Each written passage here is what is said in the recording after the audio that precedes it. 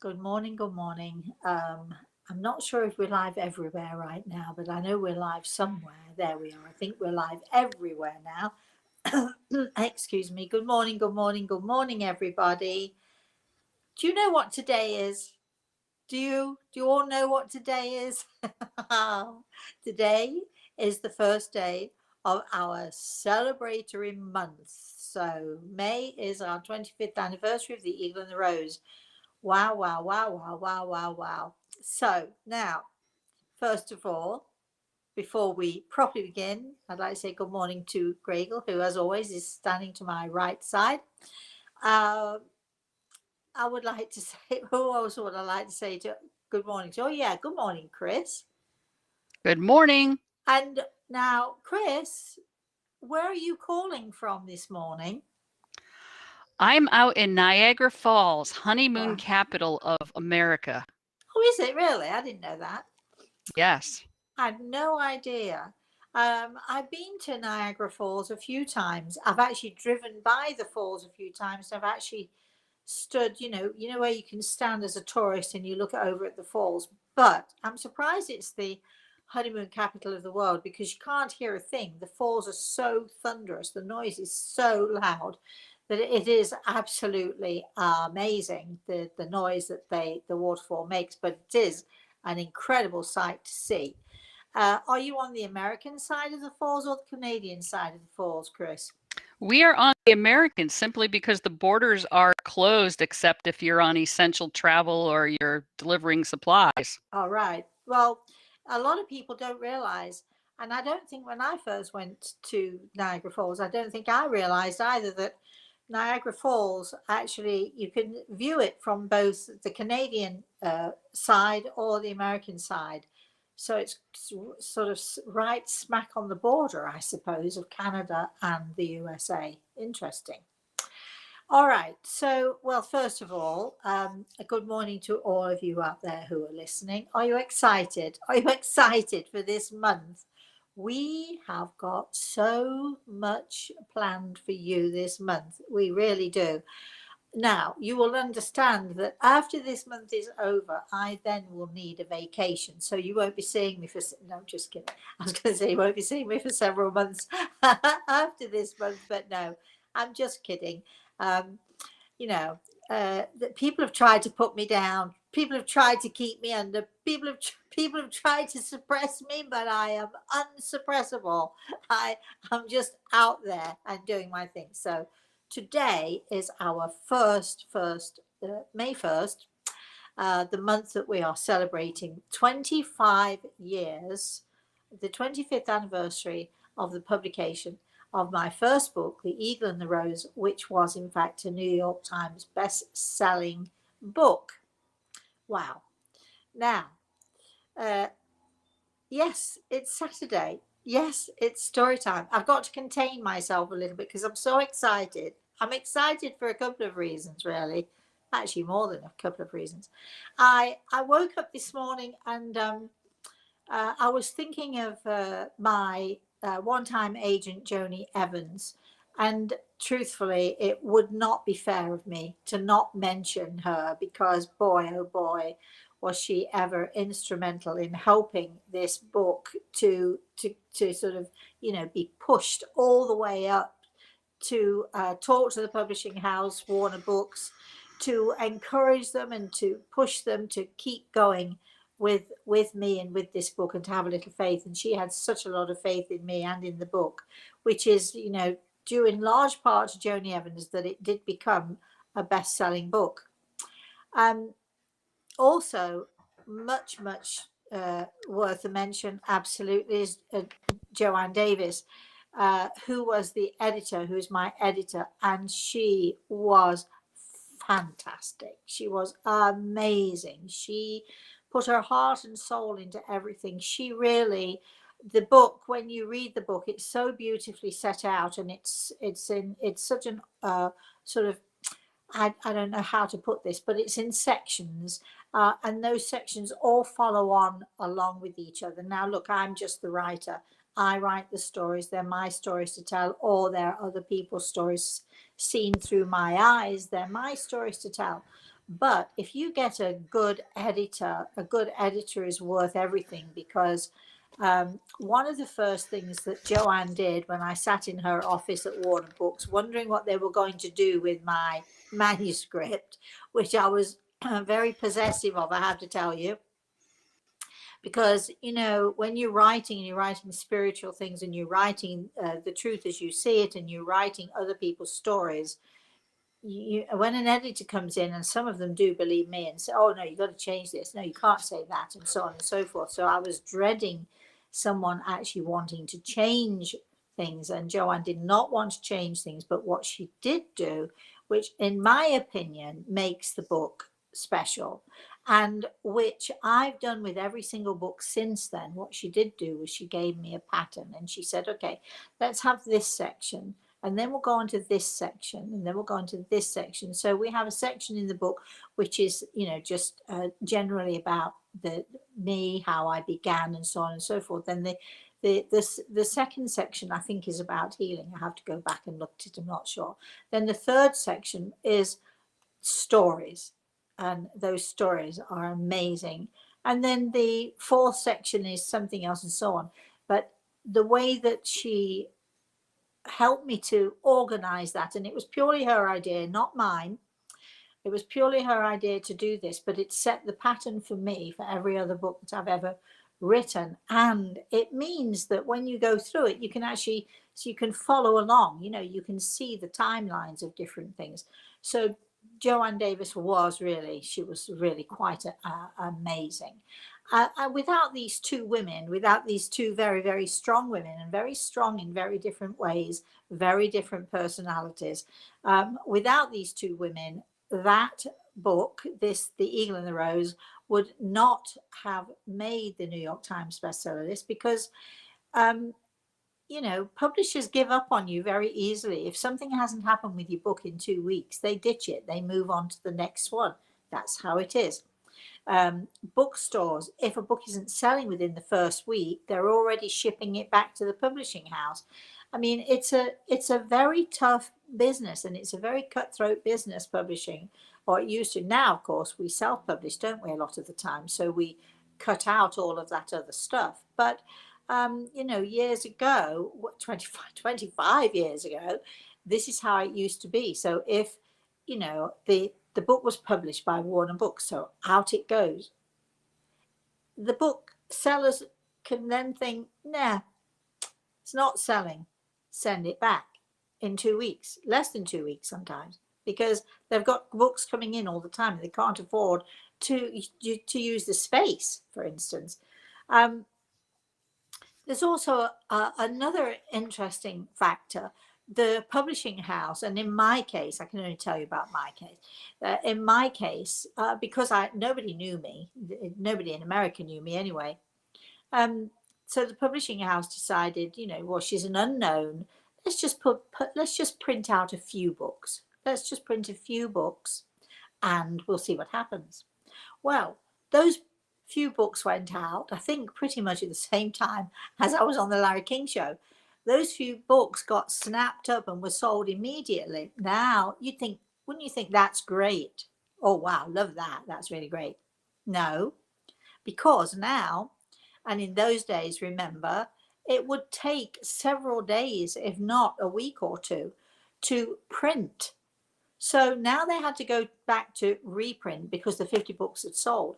However, what happens is, in the meantime, they're spending all this time trying to get the reprints out, trying to get the second print out as fast as they can, but it's taking days. And in the meantime, all of that publicity, the Larry King show and so on and so forth, that's fading away. Other books are coming in, other authors are coming in, other news is coming in. So by the time the book is now reprinted and goes out into the stores, you got to spend a whole new weeks and weeks, if not months, pushing and trying to publish and trying to publicize and so on. It is not easy. It was so tough because the books were sold out, and then of course the following week there were no books for sale. It had climbed the bestseller list of many newspapers, but because there were no books, the only reason you get on a best-selling list is if the books are selling. If there are no books to sell, you are not on that list. So it went right off the lists because there were no books to be had. So then when we got right back in again, we had to begin the momentum all over again. And it was, I can tell you, exhausting. It was so exhausting because at the same time I was traveling around the country, I was going into bookstores, I was giving workshops, I was doing lectures, I was on TV shows, I was all over the place. And sort of several weeks went by. Now, it is only because of Joanne Davis and Joni Evans that the publishing house agreed that I should continue my tour, because usually they give you 2 weeks and you're done. So I don't think that they're listening necessarily to this morning, but if anybody knows them and would like to mention, my thanks do go out to these two women, because they were brave and they were amazing. And without them, none of you would be listening here today, because you wouldn't even know that I existed, because the book would have bombed and that would have been the end of that. Having said that, maybe not, because the spirit world, they have their plans too, and far be it from us to try to change the plans of the spirit world. So maybe they just knew the two perfect women to choose. Maybe they just knew, what it was that we needed. However you look at it, I'm British. The odds of getting on the New York Times bestseller list is like something like 0.0000000.1 or something. It's ridiculous odds. We beat them. My hope is that all of you listening have read it, or will go and read it, or, as one of our lovely viewers said to us the other day, I picked it up, I'm reading it again, because it's been so long since I read it. And it's that kind of a book. You can go back and you can reread it, and it's like it's just new all over again. It is inspiring, it is hopeful, it is joyful. So you should all sort of hot foot either to your bookshelves if you already have it, or to the nearest store, or to Amazon, or wherever it is you get it. Or you can get it from us. Email Chris, KRIS, at rosemaryaltea.com, and she'll tell you exactly where you can find that book, The Eagle and the Rose. Now then, you'd think this is my story, but I know that's only part of the story. So I'm going to begin once upon a time, and you all know, don't you? All of you know, those of you who've been watching, those of you who are our regulars, we call you, those of you who know will know that we always begin story time with once upon a time. So once upon a time, there was a little girl who was probably about 6 years old, and she was in Germany. Her father was an army sergeant, and he'd been posted to Germany, and for the first time ever, he'd taken his family along with him. It was actually the first and the last time. Yes, the little girl is me. You get that right. You know that, right? So, so we had to go to a British school. It was probably an army school in Germany. I was 6 years old. Used to take my teddy with me wherever I went. And there was a writing competition. Now, I was six years old. My parents certainly didn't get involved in any of it. So I am sort of pulling it out of my memory, but it's the memory of a 6-year-old. But I do, in fact, remember writing the story. I do not remember what the story was about, but I do know that it was, it was a competition between all of the schools in Germany, and I won. I do not recall a prize. I can only recall the teacher saying, and Rosemary won. That was my first ever real achievement. And so that's why I think I remember it so clearly. As I say, I don't think we got a prize. I think the prize was that you won the competition. Does this mean then, and I've wondered this from time to time throughout the years, does this mean then that I was always meant to be a writer. Um, and I'm not really, I do not consider myself a writer. I consider myself a teller of stories, as I'm telling you this morning. So, you know, I write my stories in sort of uh, storytelling fashion. I'm, you know, I'm good at telling stories with kids. I can have them on the edge of their seats. I can have them giggling. I love telling stories to children, but telling stories, and especially telling other people's stories, is a little bit more daunting. So I was now, I'm trying to think how old I would be now. So let me see. So I was now somewhere around my 30s ish. Um, and one day, one summer's day, I was sitting out in the garden and I was thinking to myself, you know, what I should do is I should write some of these stories down, because some of the stories that I'd come across and some of the people's experience who came to me, I'd been working as a spiritual medium at that point for a while, and I kept thinking to myself, if I don't write them down, I'm going to forget them. So, you know, in those days, I did not have a computer, a laptop, an iPad, or anything like that. So it was the pen, the old, good old pen and paper that we used to use. And so I remember going into the kitchen. I remember getting a drink, getting a paper and a pen, and sitting in the garden thinking, how am I going to start? Um, I started with writing somebody else's story. Um, I started writing about Mr. and Mrs. Darling, and I actually in the book, in the Rose, I call them Mr. and Mrs. Dearest, but I started by writing about Mr. and Mrs. Darling because I didn't want to put their real names. I think they won't mind now. I think they're up there. They won't mind now. So, all right. So they had an amazing story about a jelly baby. Now, when they first came to see me, I was so young. I used to wear jeans a lot. I was very young. I was very skinny. And you know, and I think they opened the door. There were probably well into their late 50s or even early 60s, and they took one look at me and said, no, no, no, no, no, I don't think so. So Mrs. Darling made up her mind like that. I was far too young, far too inexperienced. What on earth had she come into? What were they doing there? And you could see it going through in her mind, round and round in her mind. And yet the only reason she was there was because she'd heard about me. She'd heard how good I was. And so she and her husband had come along. Um, she decided, taking one look at me, she decided that uh, her husband could go first. Now, she was quite a big lady. She was quite large.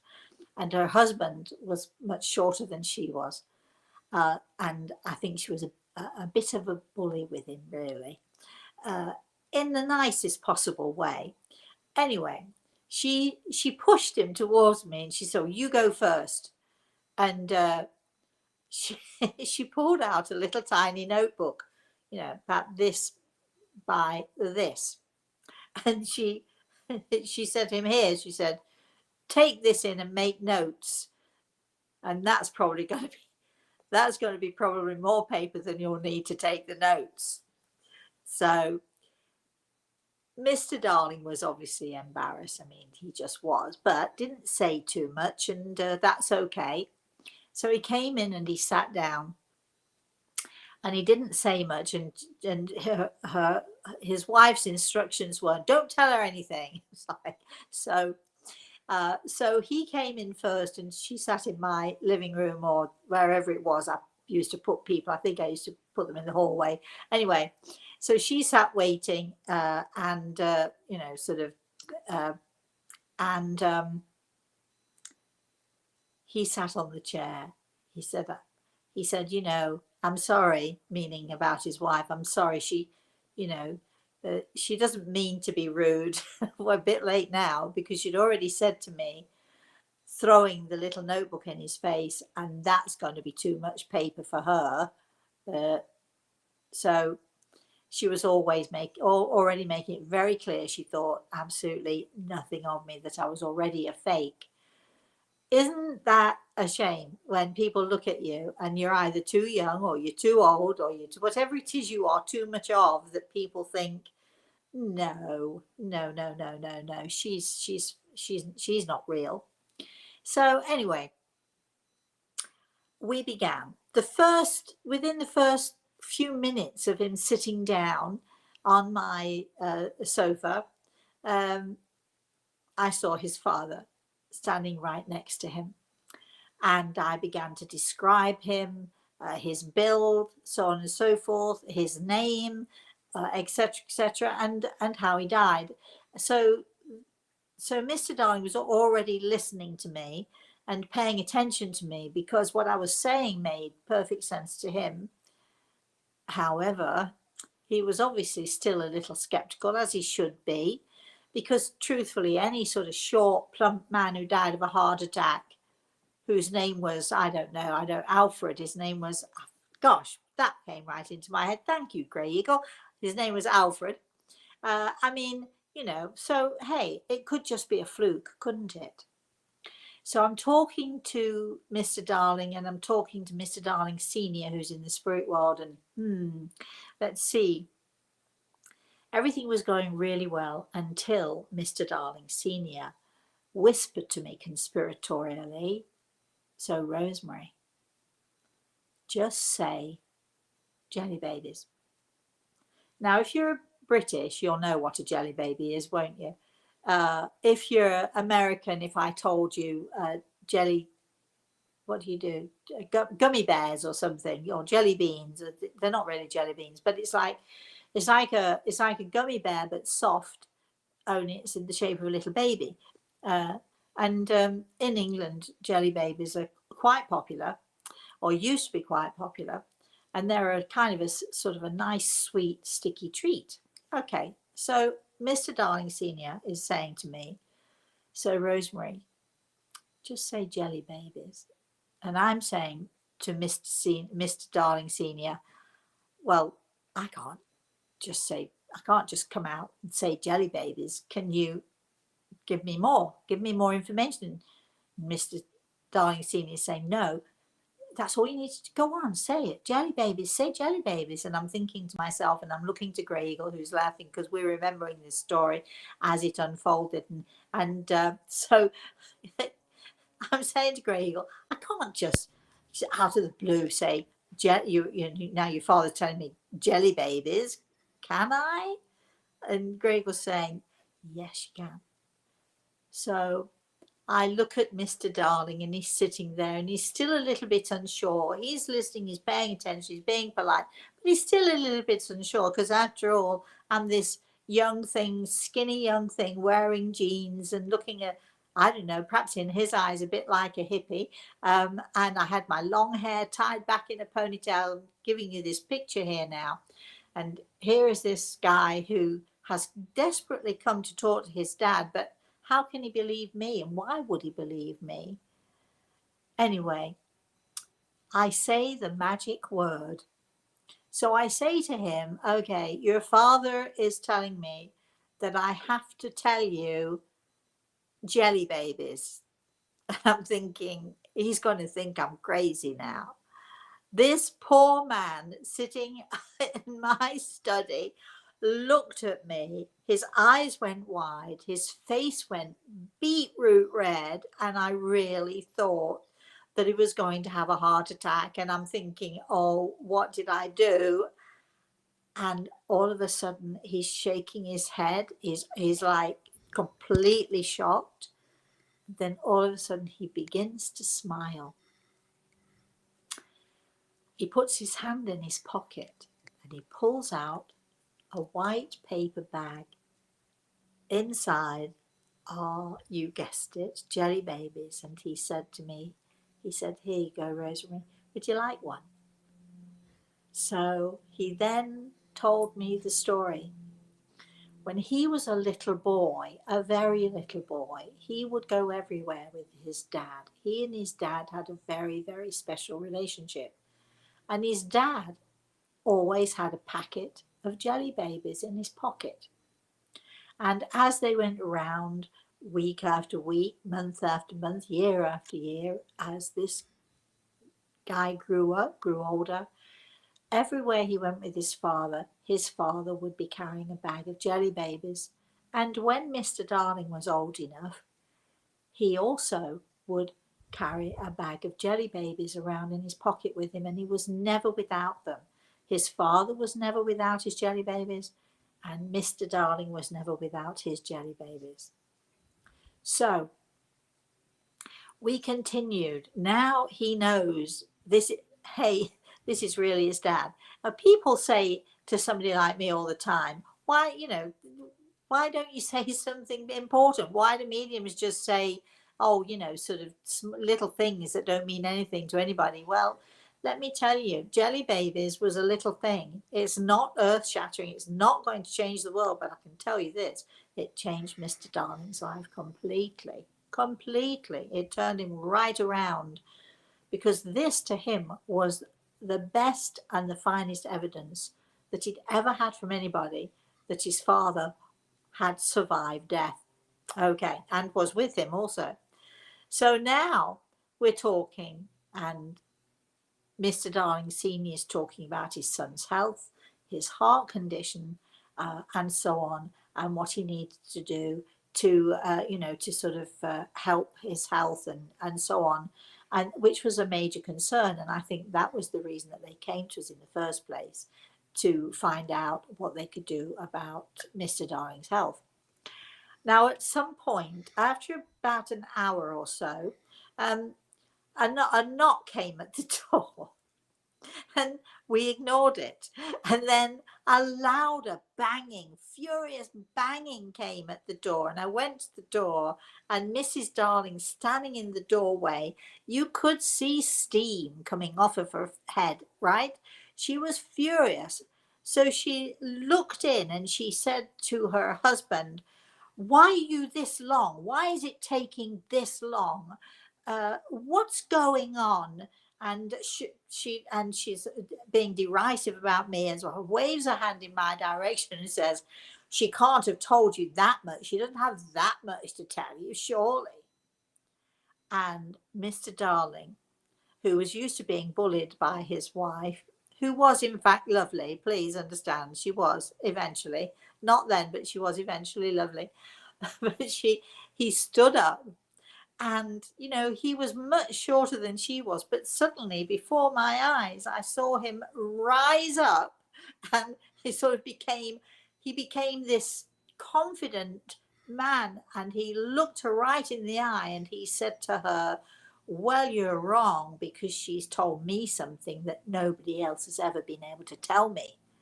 And she's arms folded and furious, and she says, and what was that? And he looked her right in the eye and he said, jelly babies. She gasped. She stepped back.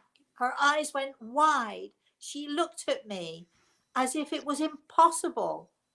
And he smiled and he said, yes, jelly babies.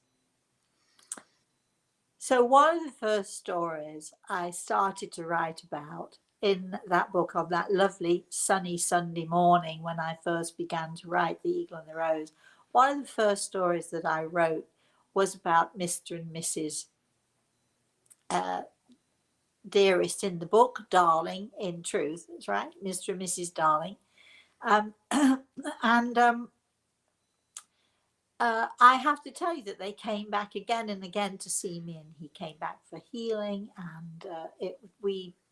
and she did eventually. The next time she came, I couldn't believe my ears actually, when she called and said, it's me, and can we come and see you again, because we need to talk about my husband's health.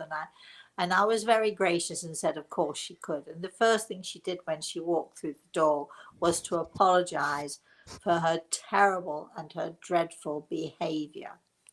So, I mean, is there a moral to this story? I don't know if there is or there isn't.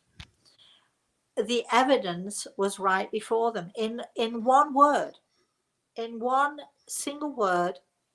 They were given the evidence of survival after death.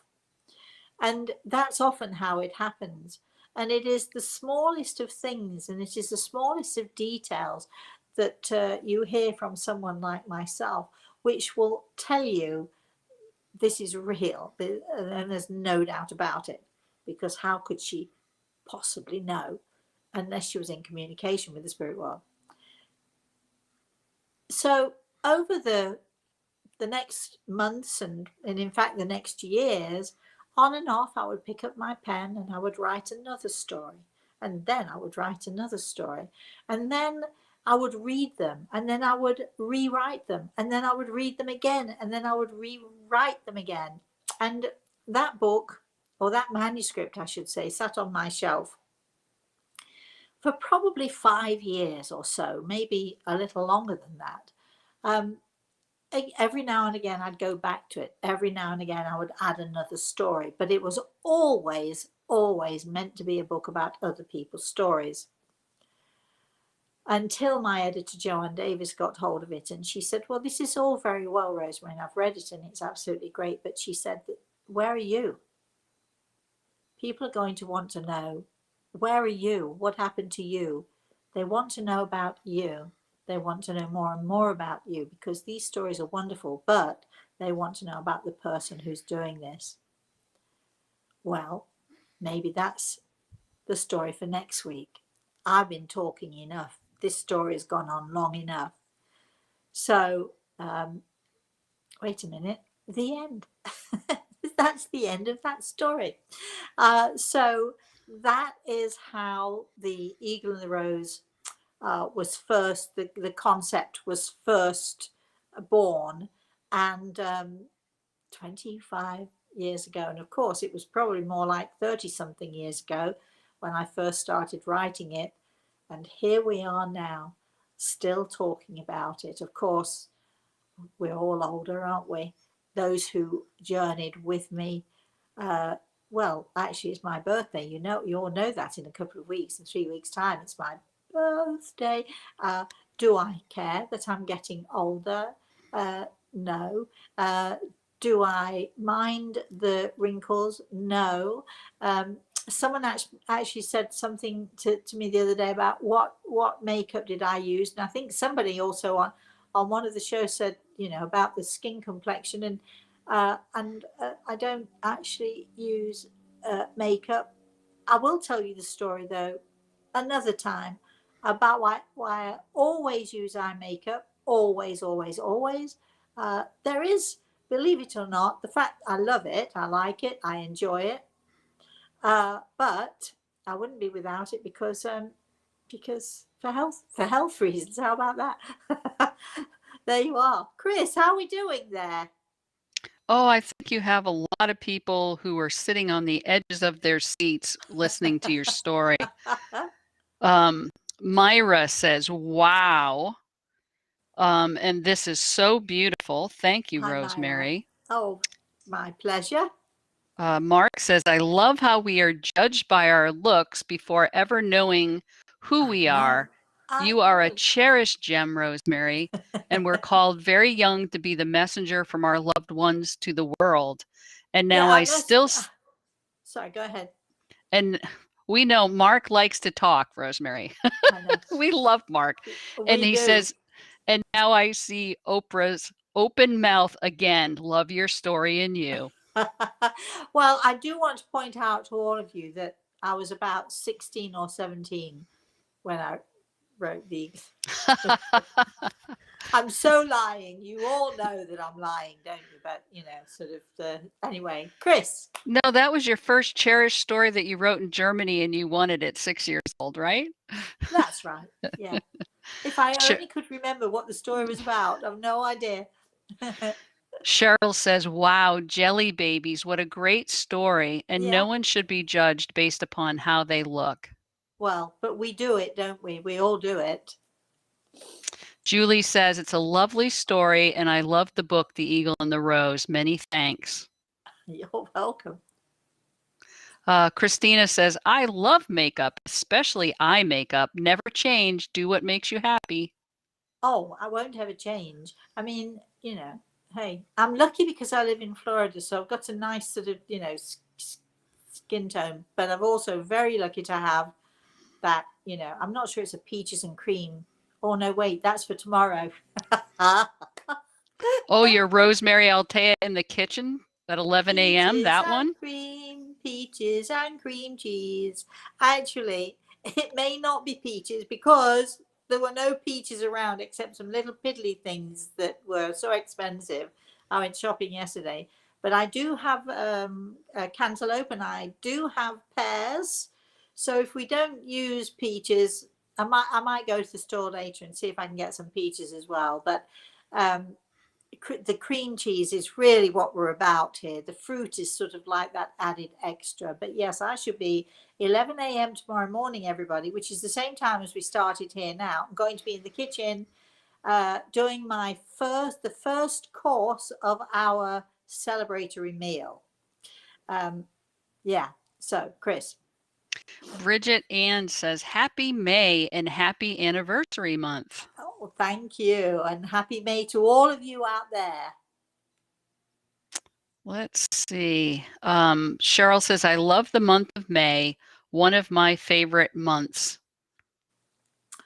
I think it's my favorite month. I just must tell everybody, though, please can you be very patient because I can see there's a lot of you using the chat room, but poor Chris is she's not at home right now, so she doesn't have all of her bits and pieces with her. So scrolling through, you're having to switch from screen to screen, I do believe, Chris. So scrolling through and trying to get all of your chats in. If we don't get you today, remember, we're always here on Thursday. Oh, wait a minute, we're here tomorrow. We'll be here in the morning, yes. And you never know what's going to happen with our off-the-cuff stuff either, do you? Chris. Karen says, good morning, Rosemary, Chris, and everyone. Happy 25th. Looking forward to a great May celebration. Hi, Karen. Good morning to you too. Maggie says, I think I have one of the first publications of The Eagle and the Rose. Wow. Is it signed? I was thinking this morning, I'm going to give you all a little secret. I don't usually get this personal with things, but I think in the story I was talking about how very skinny I was and how very, very skinny I used to be. And I got down to my perfect weight. I'm going to say about 3 or 4 years ago. And then my sister came to stay and that was the end of that. And so I decided that, I might want to sort of watch what I'm eating. I'm not on a diet. We'll talk about that. Perhaps Motivational Monday's coming up, right? I don't go on diets, but I do watch what I'm eating, and carbs are my downfall. So I do try to avoid those. So I'm sort of now on a mission to get back down to the weight that I much prefer to be in, because when I'm too heavy, it hurts my back. So, so this morning I stood on the scales. And I'm jigging about. It's the 1st of May and it's the first of our celebration, and I've hit another little goal. So I'm not going to tell you what the weight is because that's personal to me, but I've hit another goal, which means it's sort of the weight is declining again, which I love. But it's not about going on a diet. We'll talk about that. Maybe on Motivational Monday, we'll talk more about that. For all of you out there who are really trying very, very hard to lose weight or to stop doing something that you feel is you're struggling with, etc., join us Motivational Monday. Chris. Carla says, hello from Italy. And I'll also say we probably had nearly a dozen people from Italy asking you to speak in Italian. And unfortunately, I had to write back to each saying, you speak English. So I'm so sorry. Write to us in English. Well, go to Google Translate. Yeah. Click Google Translate. You know, I love you. I love the Italian people, and you've always been so supportive of me and so wonderful to me. But really, I can't speak Italian fluently enough to make any sense. And if I spoke Italian, nobody else would understand me, would they? Chris. Albertine says, Gray Eagle Good and morning. Rosemary, happy birthday with the book and all you do for us. Is there a Oh, cake? Albertine. Is there? No, I don't eat cake, actually. Uh, Listen, Albertine, it's first of all, how lovely to hear from you. Second of all, I make the best chocolate cake ever. It is really scrumptious, and you know, and I make lots of different cakes. Um, but I'm not a cake person. But on my birthday, I might make some meringues, or I might make some chocolate eclairs, or who knows what I'm going to be making. But I'll include you if you'd like to be included. I'm happy to include you in all of that baking stuff too. Chris. Betta says, Dear Rosemary, today in my village in Italy, it's raining. And seeing you tanned in that coral colored shirt, you bring the sun into my house. You Oh, keep good. me company. Thanks Good. and happy Saturday. Oh, thank you, darling. Yes, well, I can't say it's overly sunny here in Florida, but it is bright, and it's a tiny bit misty at the moment. The sun has got to burn off that, you know, that heat mist that you get. Am I making you all jealous? All of you are in a country where it's raining or it's cold. It's certainly not that here. So the only downside, although I do enjoy it actually, is that I have to go out and water my plants every day. But I enjoy it, so that's, you know, Chris. Yo, it's Sheila says it's 1 a.m. in the morning and I'm watching you. Oh, darling, thank you. Where are you? 1 a.m. in the morning. Are you in? Where are you? Could be anywhere in the world. Let us know, Sheila. We want to know where you are.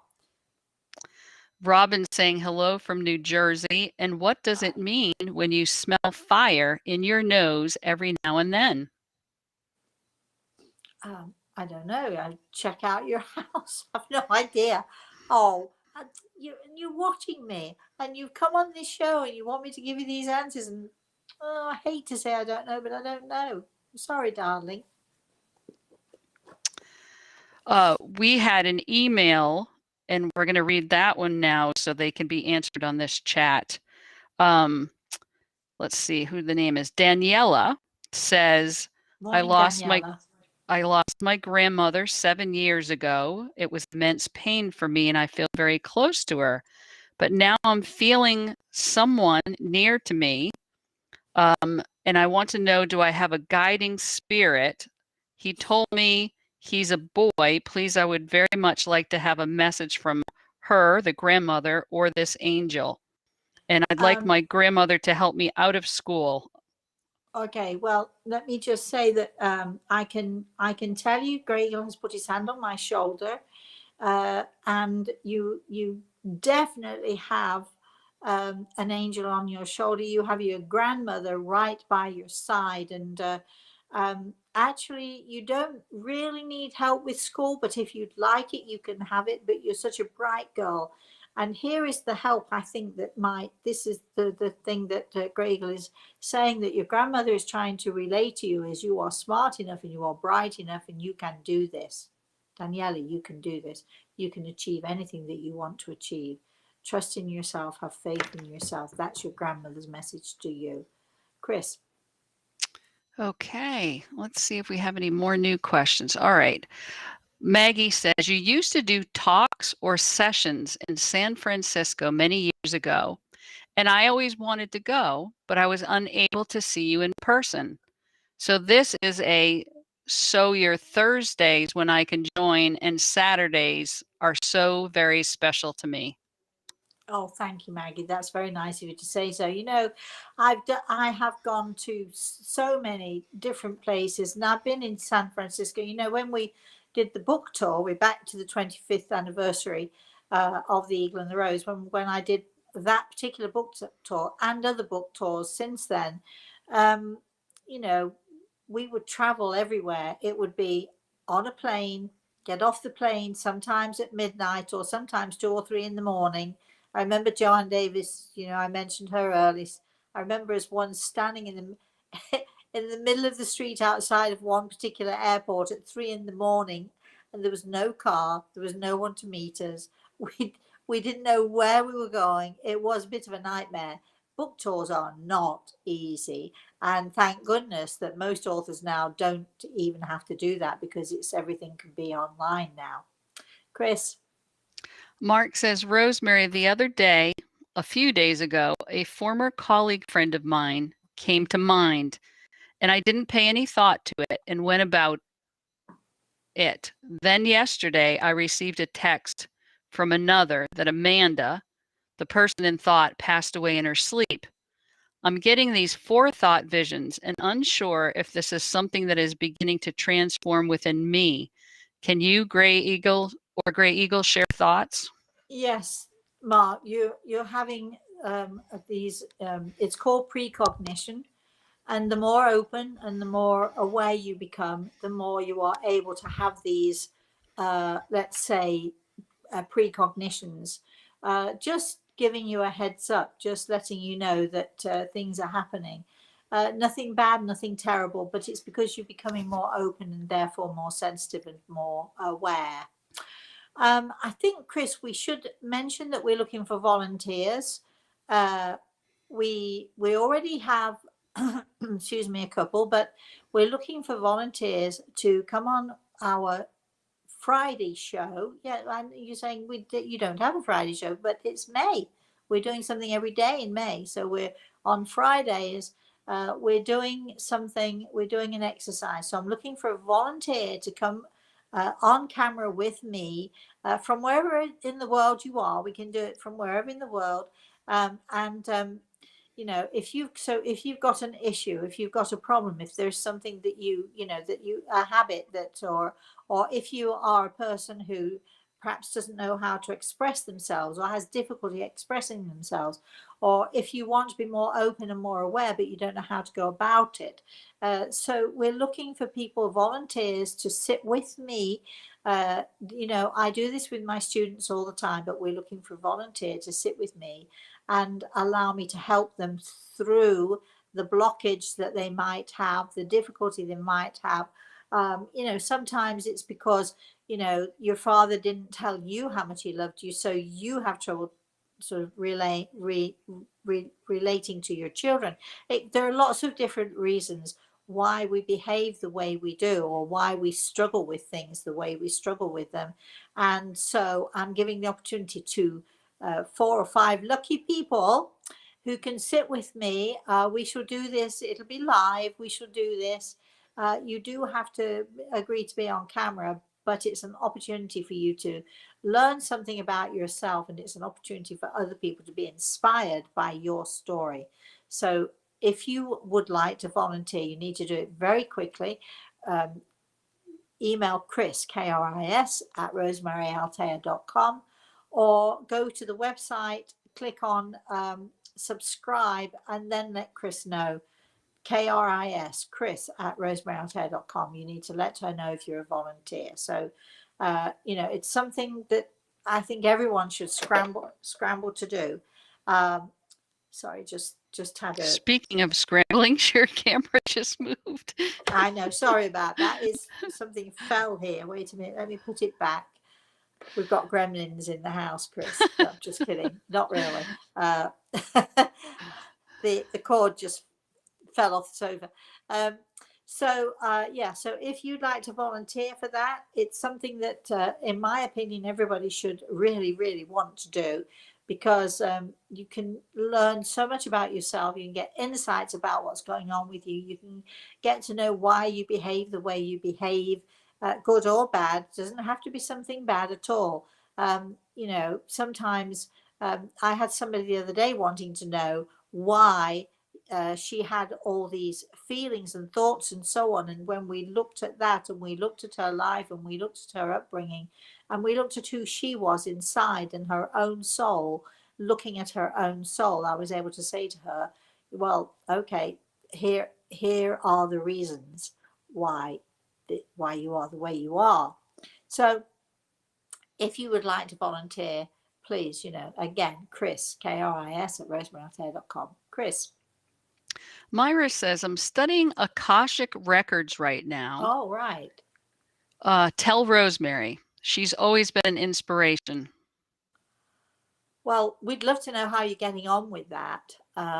It's, don't you find everyone, I find other religious beliefs, I hate to use the word religion because it's the most misused word, I believe, in the dictionary, but the other faiths, other ways that people think or used to think, the belief systems that have been in place since forever, and also new belief systems that sort of come up from time to time. And it really fascinates me. Chris.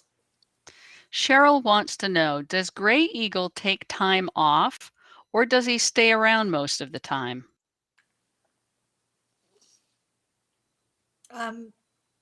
Well, you should be asking me that question as well. Do I take time off?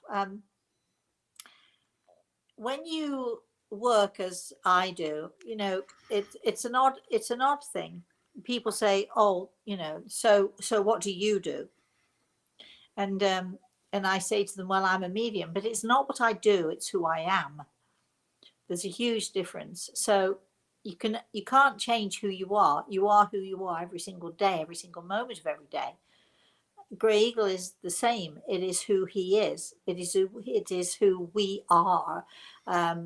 We did have a choice, I'm sure, at one point, but we don't have a choice. We are who we are, and so together. Even when we're sleeping, we're traveling. Even because it's not like it's hard labor, It's just it's who we are. It's not just what we do. It's who we are. And yes, you can change who you are, but the way that we, both Grey Eagle and I, the way that we try to change is we try to be more of who we are. We try to learn more about who we are. We try to share more of who we are with others.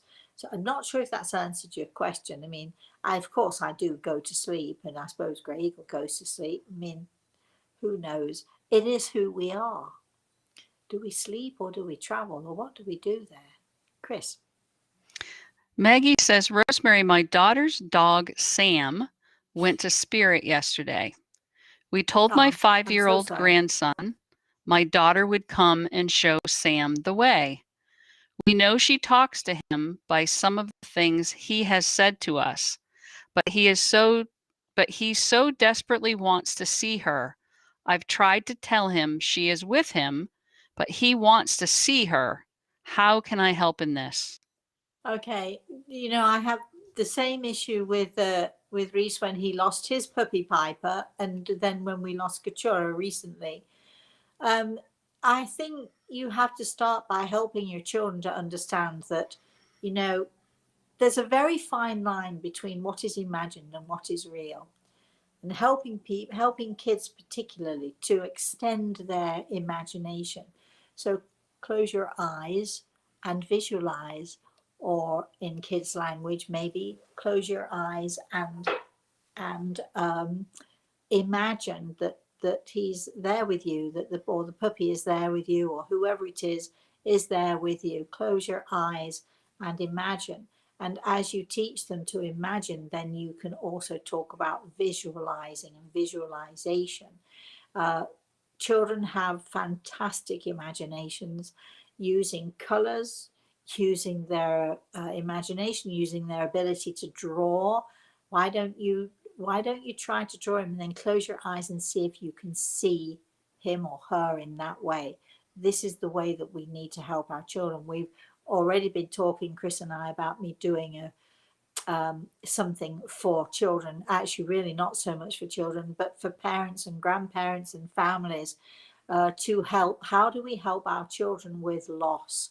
And this is one way. So helping them, showing them the way through imagining, visualization, learning, teaching them visualization techniques, using colors, using pictures, using drawings. Let them, you know, encourage them to draw something, encourage them to I know for so many days after Kachora died, and in fact still now so many months later, every now and again he'll draw a picture of Kachora for me, and he'll say, "Look, Mosey, here's Kachora." But as he's showing me the picture, and as I'm thanking him for the picture that he's drawn, we have a connection. He understands that that's his way to see him. Chris. All right, we have 5 minutes left, Rosemary. Okay. This is from Anna. Anna says, my daughter, Annie Louise, is a special needs young adult. She is 37. She suffers from high anxiety, self-harm. Her life is lonely, and she has not many friends. I pray every day asking for help, and I can't change her disability, but would be grateful to our Lord for taking away her painful anxiety. Is there anything you can let her know? You know, I think, Chris, can you make a note of this? Because we would very much like to help if we can. Certainly, we'll put this young lady in our healing book. But I'm thinking that we, on this coming Wednesday, we have our Wellness Wednesday, where I'm going to be showing people how to give healing. So maybe if you were to listen to this, maybe I could help you to help her by giving her healing in a calming and a relaxing and a beautiful way. But if you could get her to listen too, certainly, because I should be giving healing. And again, using visualization techniques, it is amazing how we can calm our anxiety. And I think giving this young lady one or two little exercises to do to help her to sort of, you know, calm the anxiety. And every time she feels anxious, she could learn what to do and how to do to do this, to give herself healing and visualization, using visualization techniques, and maybe that would help her. So maybe you would like to watch this Wednesday, and we'll definitely be talking about it. Chris, if you could make a note of this young lady's name, we certainly will be sending her healing, absolutely. And on Wednesday you could perhaps learn a few tips as to how you can help your daughter to deal with that anxiety. Chris. Kat says, good morning. If we all have spirit guides or guardian angels, can you say something about what we can do to attune to them, if that's possible? Well, I don't believe that we do all have spirit guides, my darling. We do all have our angels, but we have our loved ones in the spirit world, our family and our friends who have passed, and they are around us so often. So, how do you attune to them? Oh, golly. Well, paying attention, listening, spending 10 minutes of every day, not asking them for something. The thing you don't do is you don't say, I'm here, give me a sign, show me that you're there. You're not there to ask anything of them. You're there to simply listen. So if you can spend 10 minutes quietly by yourself and you put it out there to them, I'm here for you. I'd love to hear from you. I'd love to connect with you if you're around and you're not busy. And then you shut up and you keep your mind clear, because even though you're not speaking, sometimes your mind is, can I see them? Is there anything there? Are you there? Are you there? Is there anybody there? You know, don't do it. Stay calm and stay, most of all, quiet. Pay attention and listen. And if you do this for 10 minutes every day, I promise you at some point they will let you know that they're around. It might take you a few hours, it might take you a few weeks, it might take you months, if not years. Depends on how, let's say, it depends on you know, how determined you are. It depends on how disciplined you are. Can you really find that 10 minutes in every day? If you can, and if you persevere, you will be able at some point to listen to them, because the more you listen, the more sensitive and the more aware you become. Chris. Rosemary, I think that's it. I think if you want to do a couple of housekeeping types of things, then that would Yes. the end. Chris, all right. So I'll go first, Chris. You pick up anything that I've forgotten or missed. So every day this week, every day this month, the month of May, we will be doing something. So if you go to our website, you'll see that Chris has put up a calendar there of the activities that we'll be doing every single day, because it is, after all, our celebration, 25 years since The Eagle and the Rose was published, and it's still going strong. People are still buying it. People are still coming across it. Some people are thinking, oh, this is a new book. No, 25 years it's been in publication, and I'm pleased to say it's still going strong and it's still inspiring, which is what it was meant to do. So every day. So of course, next week we'll be doing, oh, we won't be doing story time. Maybe we'll have to pick another time for story time. But next week, which is the 8th of May, we are going to be talking with the spirit world. If you go to my website, you'll see that we have 2 webinars this month. The one which is talking to the spirit world, connecting with your loved ones in the spirit world. That's what we're going to be doing for at least a couple of hours. And also then on the 22nd of May, we will be doing our direct voice communication with Grey Eagle. He will be speaking to us live. He's only ever done this once before publicly, which was in December, but we've had so many people ask for more and more and more, and so many people asking, can we please see that video, which we will allow you to see at some point in the future. But we're doing our direct voice with Grey Eagle on the 22nd. And if you want to know more about all of those things, go to the website, rosemaryaltea.com, all one word. Now, we're also doing, tomorrow morning, I shall be in the kitchen making my special cream cheese. You're thinking, well, come on, cream cheese is cream cheese, surely. Not this cream cheese, I can tell you. Oh my goodness, it's the best ever. It was given to me originally, the recipe was given to me by 2 wonderful ladies, but I have to say to them and to you, I'm sorry, but I've tweaked it and I've added bits and pieces and I've done this and that and the other to it. So it is now an original Rosemary Altea recipe of cream cheese, and you can see that going on at 11 a.m. tomorrow morning. And also, let me see, if you can't make the 11 o'clock, just remember you can always go to YouTube or Facebook and see it, because we do record these things. Then on Monday, we have our Motivational Monday, which is if you're struggling with anything or you just can't get up, whatever it is, the energy or the courage or whatever it is to get motivated in your life, let us know, because we're going to be dealing with that, and I'm going to be talking to you about how you can motivate yourself.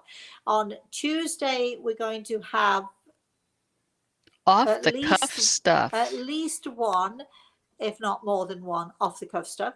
So that means I'm going to be popping in unexpectedly. We're going to be doing off the cuff. We're going to be just chatting, hanging out. You can join us then. You have a chance to ask questions and all that sort of thing.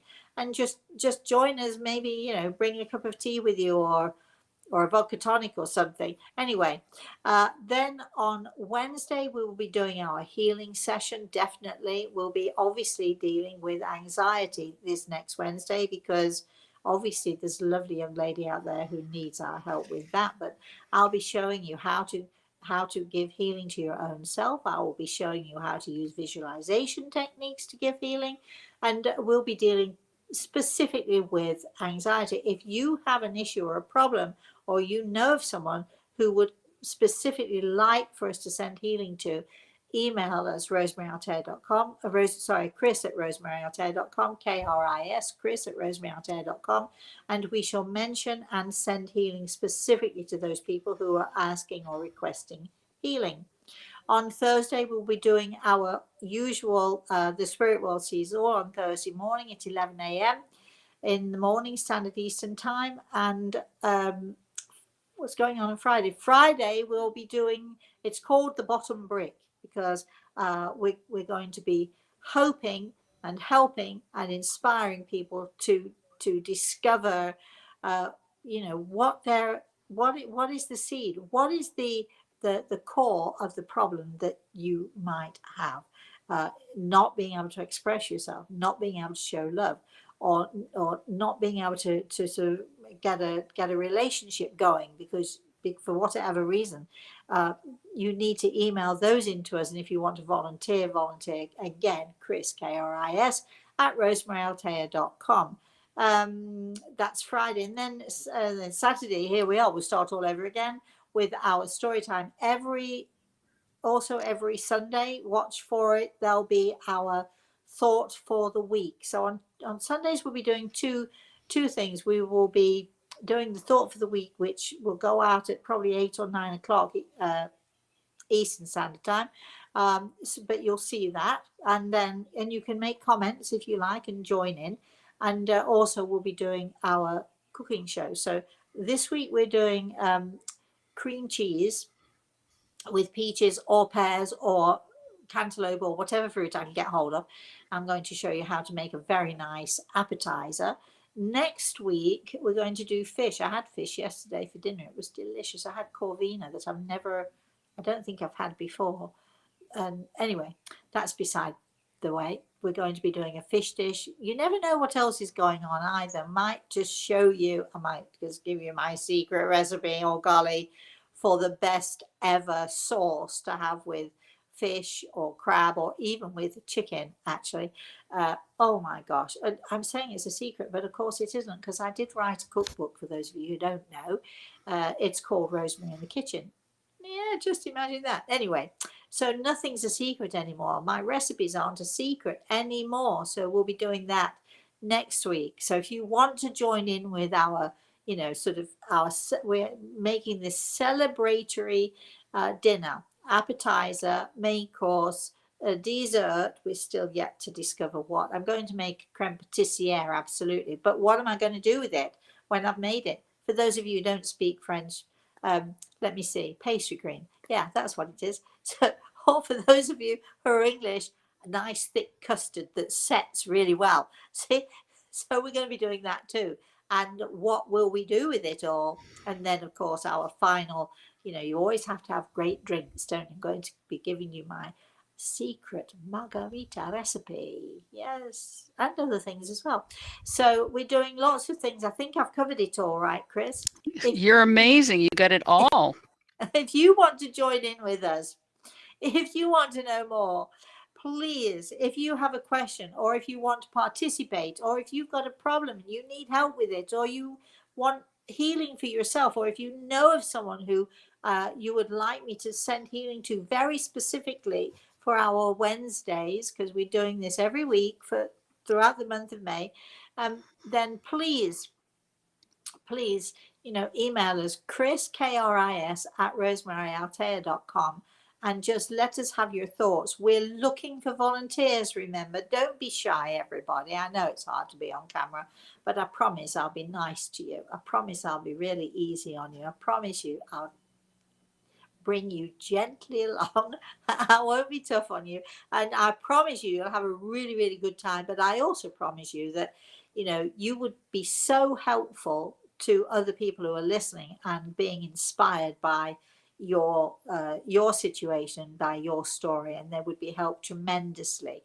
So there you have it. That's it. We might even throw in the exercise of the 3 chairs. I know I've completely confused Kris now, and she's thinking, when are we going to do that exercise? But the 3 chairs is such a great exercise, I have to tell you, right, Kris? Yes, it is. Have I thrown you now? Have I thrown you for a loop? So no, I'm used to this. Keep them coming, Rosemary. We'll handle it. We're doing more and more and more. So be ready, be prepared. Tomorrow, if you want to join in, you need butter, you need cream cheese, you need red wine vinegar, you need Worcester sauce, or as you say in America, Worcestershire sauce, but it's really Worcester sauce. You need garlic, and you need some herbs or herbs, as the British say, and 1 or 2 other things if you want to go along with me and make it with me. But it's so simple and it's so easy. I've picked a very simple and a very easy first thing that you can make for yourself, which is yummy. You don't have to have it as an appetizer. You can have it for breakfast, lunch, and dinner if you want. It's so, so yummy. I promise you, that's what we're doing tomorrow morning. With that said, please, everybody out there, would you please, all of you, join me in saying thank you to Chris, because she works really, really hard. And I think that every May Day we should say thank you to Chris and remember that Chris is making sure that all of this happens for us. I would like to thank all of you out there for joining in and being with us and participating. I would also like to say thank you to Grey Eagle, because as always, he is our inspiration and our joy. So thank you very much to him too. Thank you all for joining me.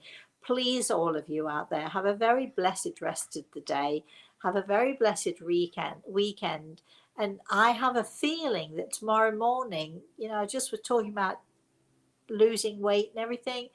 I have to be careful with that cream cheese because it's so delicious. You just want to have more and more of it. So I have to be careful. We all have to be careful. I'll tell you how to be careful tomorrow too. I'll give you a few little hints as to how to lose a little bit of weight if you'd like me to.